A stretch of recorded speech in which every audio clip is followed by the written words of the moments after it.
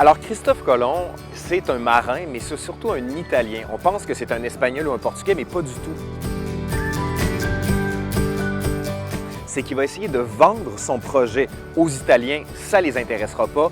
Il va aller voir Isabelle de Castille et Ferdinand d'Aragon qui viennent à peine de faire la Reconquista, c'est-à-dire qui ont poussé les musulmans hors de la péninsule ibérique. Et là, ils sont prêts à prendre le monde.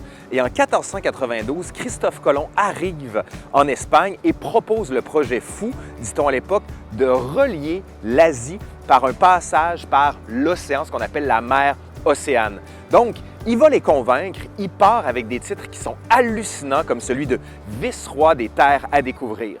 Et il arrive dans ce qu'on appelle aujourd'hui Haïti, en République dominicaine. On ne sait pas exactement où il a posé le pied. Mais quand il pose le pied dans sa tête, il n'est pas en Amérique. D'ailleurs, ça ne s'appelle même pas l'Amérique. Il pense qu'il est en Asie. Et plus encore, il pense qu'il a mis le pied à Cipango, qui est l'île que serait le Japon actuellement. Et là, il se rend compte, quand il découvre un peu plus, il dit « Mais qui sont ces peuples? » Il revient en Espagne, il retourne plusieurs fois en Amérique, et c'est là qu'il se dit que peut-être qu'il a mis le pied sur un continent nouveau.